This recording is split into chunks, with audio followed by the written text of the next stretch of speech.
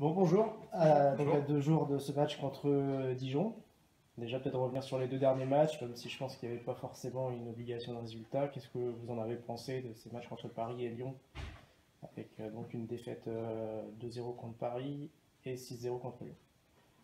De toute façon, on sait que c'est des matchs qui sont toujours très compliqués. Voilà, on est entre guillemets condamné à l'exploit, exploit qu'on n'a pas réussi, mais c'est pas pour autant que tout a été négatif. Voilà, il y a eu des choses à en tirer, il y a eu des choses qui doivent nous servir pour le match de ce week-end. Et, euh, et voilà, après, le résultat, il est ce qu'il est. Aujourd'hui, nous, ce qu'on regarde, c'est qu'on garde de l'avance sur la zone de relégation en ayant déjà joué Lyon et Paris sur les matchs retour, que tous nos adversaires directs vont devoir jouer aussi dans les matchs qui viennent.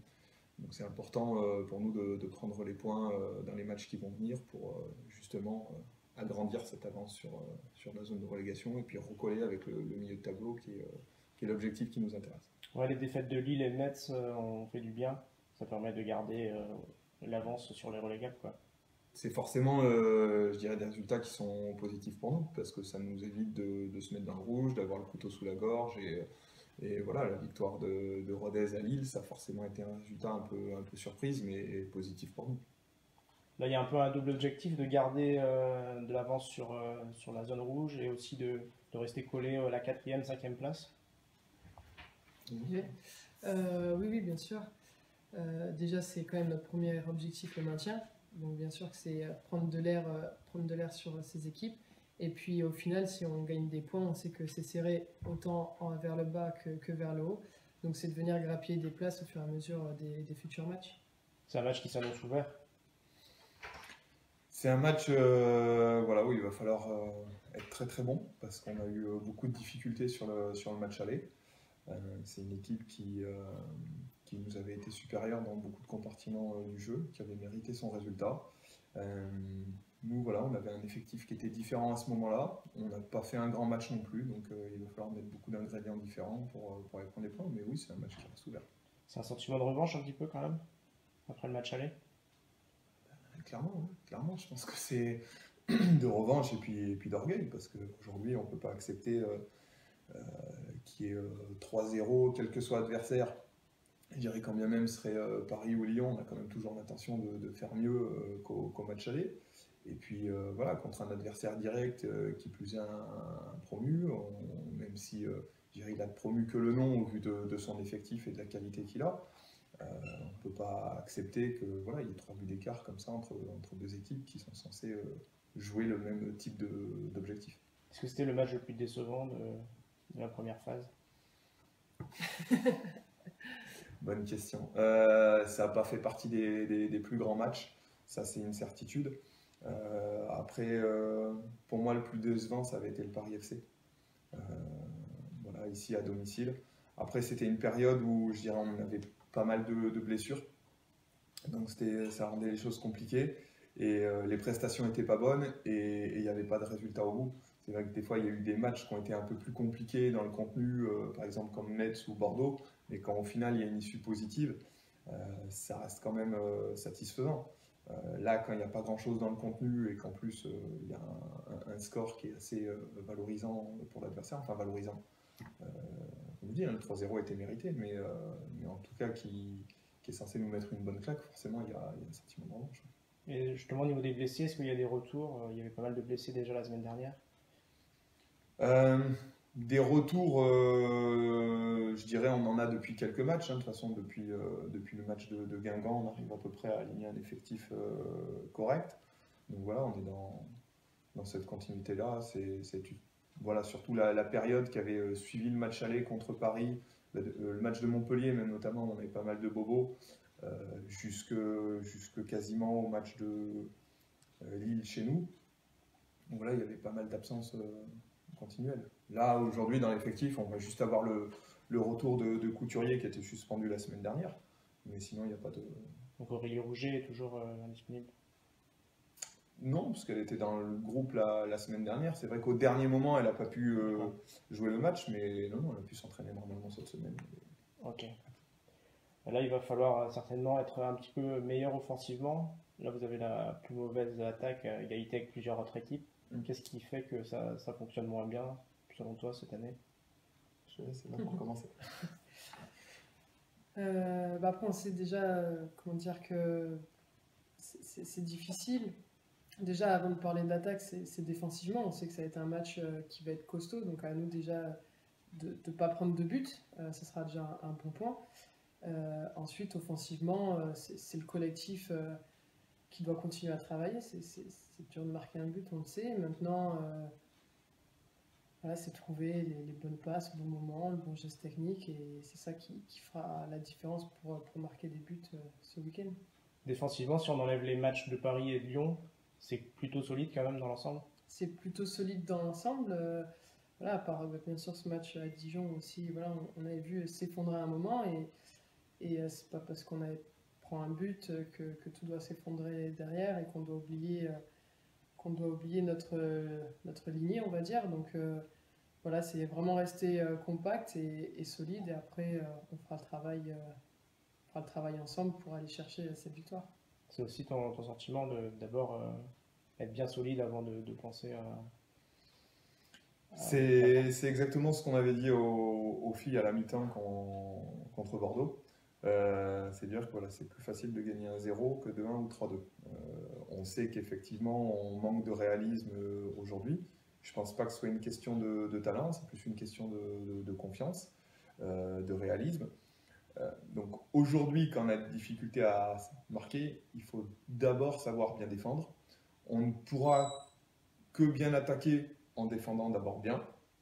Et effectivement, si on est capable de faire ça, on pourra gagner les matchs. Aujourd'hui, si on prend l'exemple du match aller, quand bien même on serait réaliste offensivement, à partir du moment où on prend 3 buts, c'est compliqué d'aller en mettre 4 à l'extérieur pour gagner un match. Et si on doit mettre 4 ou 5 buts à chaque fois pour gagner nos matchs, ça va être très compliqué.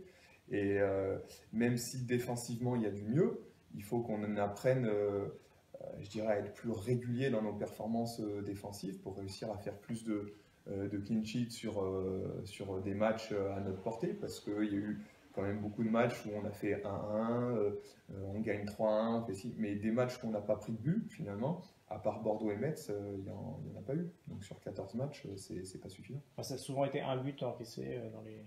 Ouais, c'est un but. Mais quand on a des difficultés à marquer, malheureusement, le 1 but encaissé fait la différence entre un 1-0 et un but partout. Donc voilà, si on revient à ce que je disais à l'instant, si dans tous les matchs il faut devoir marquer 2, 3, 4 buts pour espérer les gagner, voilà, c'est pas toujours simple. Mais le problème qu'on a, nous, il est assez récurrent, je dirais, dans le foot féminin. Si on regarde tous les résultats de chaque week-end, c'est rare qu'il y ait des 0-0, des 1-0. Voilà, il y a beaucoup de 2-1, de 3-2. Voilà, ça reste quand même un football assez offensif.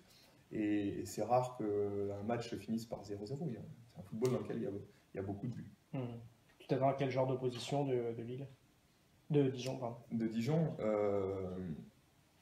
dans ce qu'ils savent faire, dans leur style de jeu. Après, voilà, ils ont des joueuses de grand talent qui sont capables de poser beaucoup de difficultés à toutes les lignes. Ils ont un fond de jeu qui est intéressant depuis le début de saison, et je pense pas qu'ils vont radicalement changer ce qu'ils ont l'habitude de faire depuis le début de saison en venant ici aujourd'hui.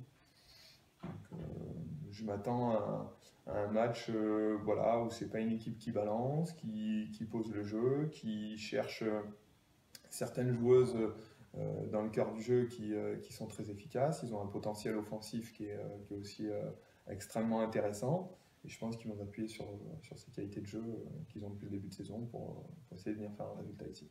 La plus connue, c'est Dali. Est-ce que c'est vraiment le danger numéro 1 ou il y a d'autres forces qu'il va falloir surveiller?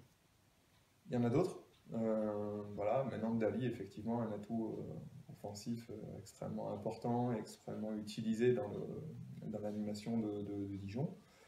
Maintenant, voilà, Léa Declercq sur le côté gauche, Lindsay Thomas, Laura Bouillot, Baldé, voilà, ils ont beaucoup de joueuses potentielles offensivement, donc c'est pas le seul danger. Après, voilà, elle a beaucoup d'expérience, elle a beaucoup de talent, elle touche beaucoup de ballons, et c'est normal qu'elle ait une telle importance dans un effectif comme celui-là. Vous allez retrouver pas mal d'anciennes Sogeldiciennes avec qui tu as joué, que tu as entraîné ensuite. Est-ce que ça donne un sentiment spécial à ce match? Non, parce que c'est... de toute façon, dans le foot, c'est ça, on croise des anciennes coéquipières dans tous les clubs. Après, donc voilà, non, pas spécialement. Je pense que ce sera plus spécial pour eux que pour nous de se recroiser ici. D'accord. Et toi, tu te sens comment dans ton rôle d'entraîneur? Super bien, entraîneur gardienne. Du coup, avec le groupe gardienne, ça se passe très bien. Maintenant qu'on est trois, en plus de ça, ça rajoute un peu plus d'émulation à l'entraînement. Donc, du coup, tout se passe très bien. C'est vraiment sympa comme métier. Tu as réussi à vraiment faire le deuil, entre guillemets, Oui, de bien ta sûr, carrière? heureusement, heureusement. De toute façon, on ne peut pas faire ce métier si on n'a pas fait le deuil. Donc, du coup, pas de souci, les choses sont claires. Et moi, maintenant, c'est mon métier. C'est ce que je veux faire plus tard et continuer à faire pendant de longues années. Donc, il n'y a pas de souci pour ça. Qu'est-ce que tu penses de la saison de Roman Munich? Mais du coup, ça fait 2 saisons maintenant. Enfin, c'est la deuxième saison qu'on travaille ensemble. Et sincèrement, elle gagne en régularité. Voilà, elle grandit, elle mûrit. Ça se voit dans son jeu. Donc, voilà, on continue à travailler toutes ses qualités. Et c'est très bien pour la suite. Et bien sûr que c'est une bonne gardienne et je suis contente de ces matchs. De ces matchs. Toi qui as côtoyé l'équipe de France, est-ce que tu penses qu'il y a des Sojaldiciennes qui sont pas si loin que ça, à quelques mois de la Coupe du Monde, ou c'est encore un peu trop loin? C'est loin, mais c'est très près aussi en même temps, parce qu'il reste très peu de rassemblements.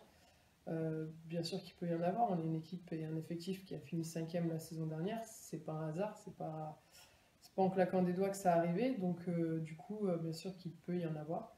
Après, c'est un avis personnel en étant dans le club. Donc, voilà, est-ce qu'il est juste ou pas, ça je sais pas. Ça va aussi dépendre des performances collectives. Si vous finissez 5e, c'est pas pareil que de finir 10e. Je pense que moi je dirais que ce sera plus dans la régularité de la performance individuelle que collective, parce qu'aujourd'hui, il y a beaucoup d'exigences au niveau de l'équipe de France, et ce qui est normal à quelques mois d'une Coupe du Monde. Il faut des joueuses qui soient extrêmement performantes en club pour participer à ce genre de compétition et qui soient régulières dans leur performance. Il n'y a que comme ça qu'elles pourront attirer l'attention.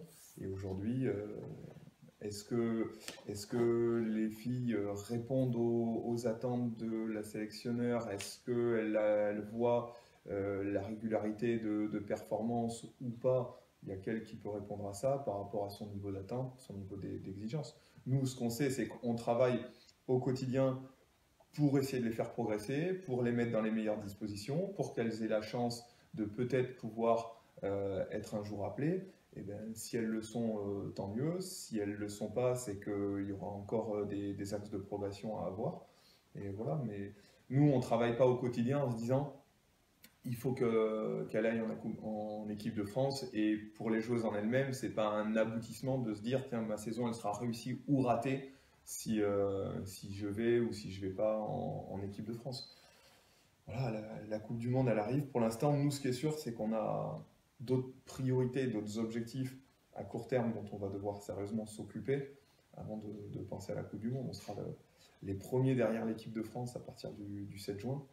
Mais jusqu'au 4 mai, il ne faut pas qu'on oublie que nous, déjà, il faut qu'on se maintienne. On a des objectifs qui sont élevés, ambitieux, que pour l'instant, on n'est pas encore dedans. Et voilà, concentrons-nous sur déjà ce que nous, on a à faire. Et puis, Ouais, et puis ce match peut permettre justement de revenir un petit peu plus dans les objectifs en cas de victoire, quoi. ouais, ça nous mettrait à 16 points, ce qui serait pas mal juste avant la trêve. Ça nous permettrait de repasser aussi devant Dijon. Donc de gagner déjà au minimum une place au classement. Et voilà, c'est vraiment important pour nous de rester en contact avec ce milieu de tableau et de répondre à nos objectifs. Si on ne gagne pas ce week-end, ça peut être derrière compliqué. Parce qu'il ne restera que 7 matchs après. Il ne restera que 7 matchs. Donc voilà, à un moment, les points, il ne faut pas toujours penser qu'au prochain match, on pourra les prendre, que ça va arriver, qu'on a le temps, que voilà, il y a un moment où il y aura plus le temps. Un moment où il n'y aura plus le temps. Et de se dire, de se mettre dans une configuration, d'attendre le dernier match contre Fleury et Pau, ce serait une erreur. Ce serait une grosse erreur de se mettre dans une situation comme ça. Donc les points, il faut les prendre maintenant, il faut faire les choses maintenant pour se mettre confortablement sur la fin de saison et essayer de répondre à nos objectifs. Il y a des matchs dans une saison qui sont à pas louper. Voilà, celui-ci en fait partie. Ok. Merci et bonne chance pour ce week-end. Merci.